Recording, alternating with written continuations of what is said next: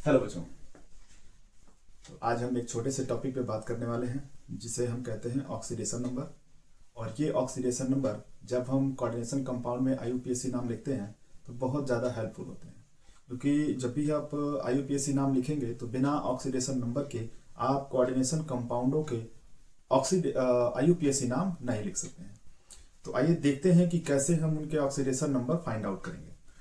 हमेशा जब भी बात करेंगे तो कुछ रूल आपको ध्यान रखने हैं कि जब भी हम बात करेंगे ऑक्सीकरण संख्या की या ऑक्सीडेशन नंबर की, तो ध्यान रखिएगा हमेशा सेंट्रल मेटल एटम के ही ऑक्सीडेशन निकाले जाते हैं, है ना।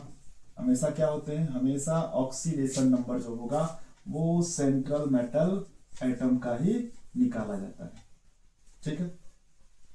दूसरा आपको पॉइंट ध्यान रखना है, दूसरा पॉइंट ये ध्यान रखना है कि जितने भी हमारे कोऑर्डिनेशन कंपाउंड में लिगेंड होंगे उन सभी लिगेंड में आपको ध्यान रखना है कि कौन से लिगेंड मोनो है, कौन से लिगेंड डाई है।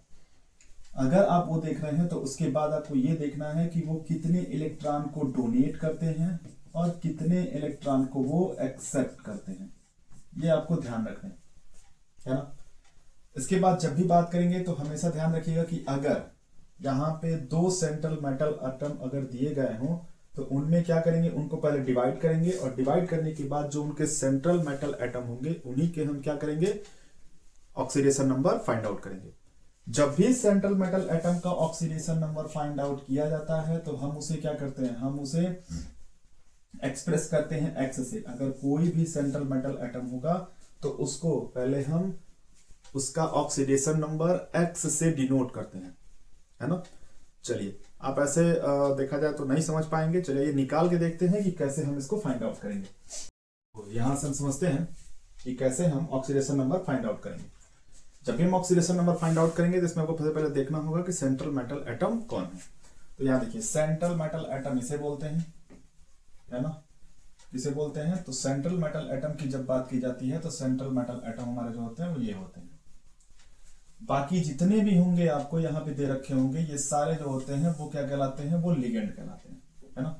तो जब भी इस तरह की हम बात करते हैं तो इस तरह के बाद में जब भी हम ऑक्सीडेशन नंबर निकालते हैं तो पहले हम कहते हैं कि जो भी हमारे सेंट्रल मेटल एटम होते हैं उन सेंट्रल मेटल एटम का जो ऑक्सीडेशन नंबर होगा वो ऑक्सीडेशन नंबर हम एक्स मानेंगे, है ना। चलिए अब निकालते हैं। जब भी हम निकालने की बात करेंगे तो हमारा सेंट्रल मेटल एटम कितने मोल दे रखे हैं, तो एक मोल का एक्स में मल्टीप्लाई करेंगे एक्स ही होगा, प्लस वाटर एक मोल दे रखा है, जल देखे होंगे पानी, और इसका मल्टीप्लाई करेंगे, इसमें कितने हैं, इसमें जीरो हमारे जो होते हैं वो इनके वैल्यू होती है। ऐसे ही हम Cn की बात करेंगे तो Cn एक मोल दे रखा है और Cn का जो वैल्यू होता है वो -1 होता है ऑक्सीडेशन नंबर। जब भी हम इनकी बात करेंगे तो ये देखिए 2 मोल दे रखे हैं और 2 मोल का मल्टीप्लाई करेंगे हम, इनका 0 होता है, इक्वल टू पूरे हमारे कॉम्प्लेक्स पे चार्ज कितने हैं, +2 का। सॉल्व करिए, इसको सॉल्व करेंगे x 1 का 0 मल्टीप्लाई करेंगे ये कट जाएंगे। इसमें देखिए प्लस यहाँ 1 का मल्टीप्लाई करेंगे -1 में तो -1 आएगा, है ना। प्लस 2 का मल्टीप्लाई करेंगे 0 में तो ये कट जाएंगे, तो प्लस लिखने की जरूरत ही नहीं है, इक्वल टू प्लस का 2 x -1 को उधर भेजेंगे, प्लस का 1 प्लस का 2 और वैल्यू क्या मिलेगी आपको, वैल्यू मिलेगी प्लस का 3। तो हमने x किसको माना, हमने x माना था CO को। इसीलिए बोला जाता है कि जब भी हम बात करेंगे ऑक्सीडेशन नंबर की तो कोबाल्ट का ऑक्सीडेशन नंबर क्या होगा, +2 होगा, है ना। उम्मीद है कि आप समझ रहे होंगे। नेक्स्ट दूसरा देखते हैं, एक से नहीं समझे दूसरा देखते हैं। यहाँ देखिए, यहाँ जब सेंट्रल मेटल एटम की बात की जाती है तो ये Pt जो होते हैं, जैसे हम प्लेटिनम कहते हैं, ये सेंट्रल मेटल एटम है। जब ये सेंट्रल मेटल एटम है तो आप जानते हैं हम इनके ऑक्सीडेशन नंबर क्या करेंगे, ऑक्सीडेशन नंबर x एज्यूम करते हैं। सॉल्व करिए, x प्लस 4 मोल हमारा क्लोरीन दे रखा है और क्लोरीन का ऑक्सीडेशन नंबर -1 इक्वल टू पूरे पे चार्ज कितना दे रखा है, -2 का।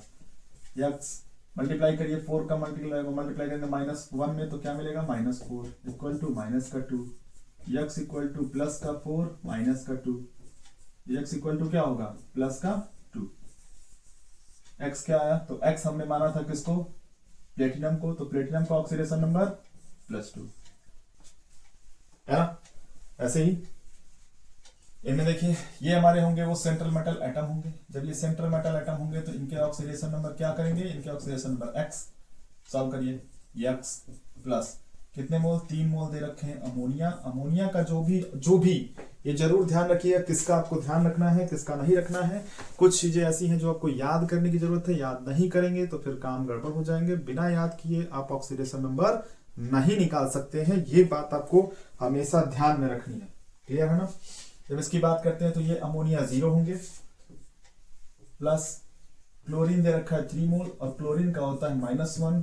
पूरे पे कोई चार्ज है, पूरे पे कोई चार्ज नहीं है। जब पूरे पे कोई चार्ज नहीं है तो 0 है ना।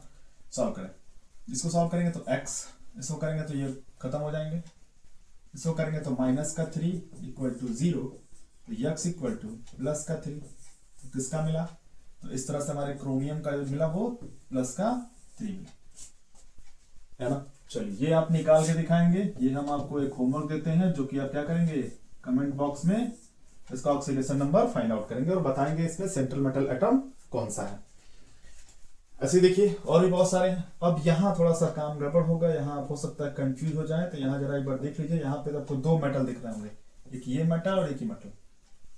ये मेटल को जो हम डिवाइड करेंगे, यही बात कर रहे थे कि इसको डिवाइड करने के बाद हम central metal atom find out कर सकते हैं।